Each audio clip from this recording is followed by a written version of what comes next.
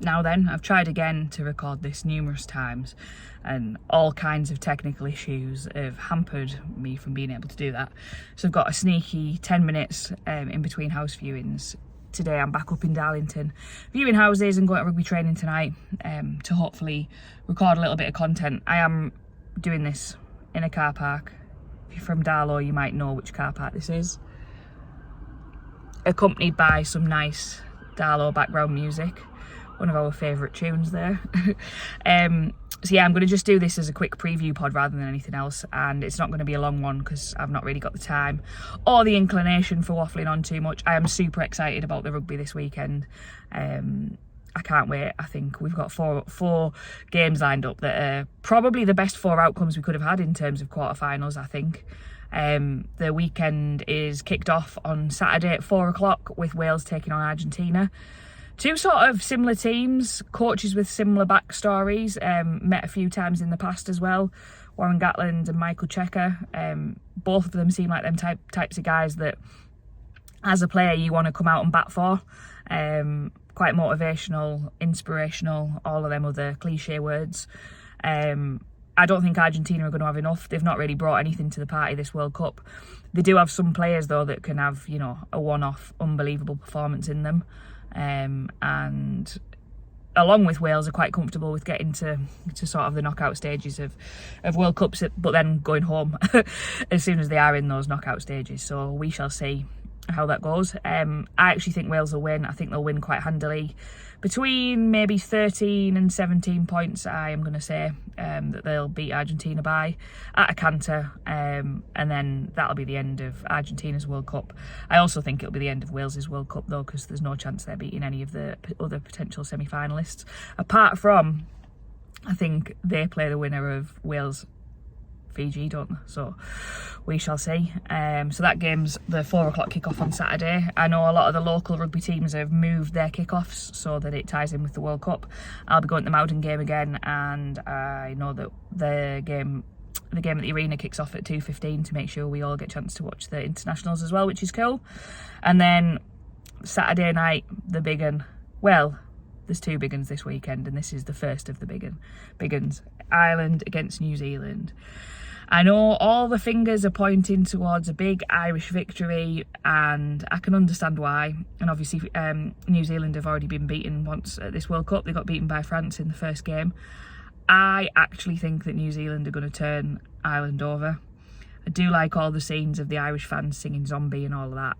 But there's something recently, particularly as an English person, that I don't like about the cocky Irishness. I don't know what it is. Ordinarily I would want Ireland to win, but maybe it's because they knocked out my beloved Scotland last week or what it is. But I can see New Zealand doing it. I don't know why. I don't know what it is. I've just got a feeling. On paper, Ireland are definitely the favourites.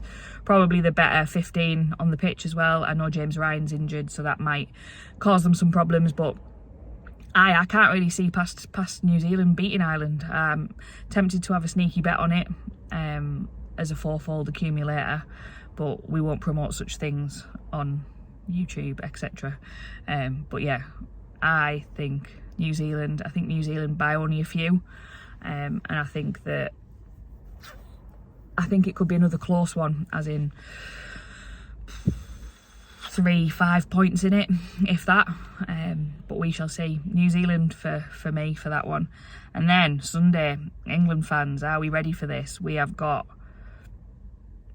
the England games first, isn't it? England Fiji at 4 o'clock, and then France South Africa at 8 o'clock.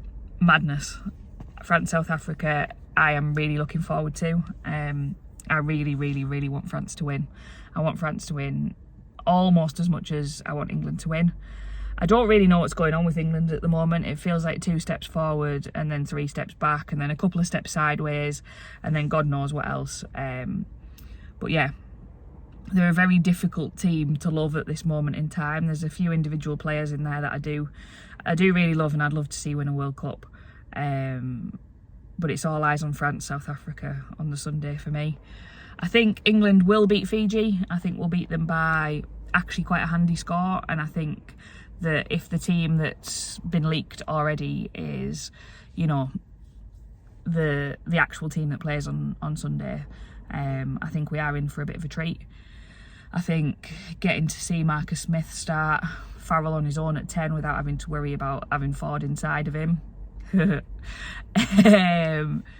can only be a good thing. And I think the abuse and the hatred that Farrell gets at the moment is pretty insane. I think I listened to another podcast, I think it was the Good and Bad, yeah, it must have been, because it was Hask.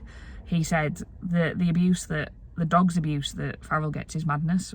And not just Farrell, I'm not just saying it because I am a big fan of him, but the abuse that a lot of the lads have been getting at the World Cup is mental, and it's just unnecessary. I got involved a little bit in some of this myself on on TikTok the other day.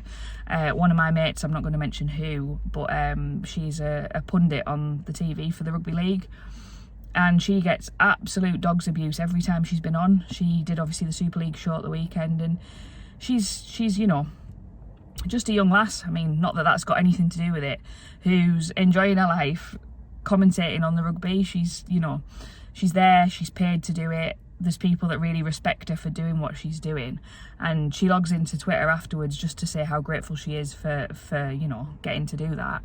And as grown men who are probably dads, possibly even granddads, tweeting her absolute hatred, and it's just insane. So a little bit of kind of personal experience with the people that do. But yeah, if you need to go on the internet to abuse people to get your kicks in life, you're doing something wrong, aren't you? So lay off calling people cunts and stop being a cunt yourself, is my best advice there. But yeah, a mental weekend of fixtures. As I say, I'll be going to the Mowden game on Saturday. They're playing Moseley at home at the Arena, which is dead exciting as well. I can't wait to see that. Excited to see what happens in these quarterfinals. Oh, and if you are in Darlington at the weekend, get yourself down to Mowden. Playing Birmingham, I'll try that again. Birmingham Moseley, kicking off at 2:15, obviously in the Arena. It should be a great day, and the game will be on, both games will be on after that too. So definitely worth a visit down. I will be there, obviously not playing. That's the little brother's responsibility. I did play last week, as you can see, proof there. More on that in next week's pod, I'm sure. But yeah, get yourself down, go and watch some live rugby if you can.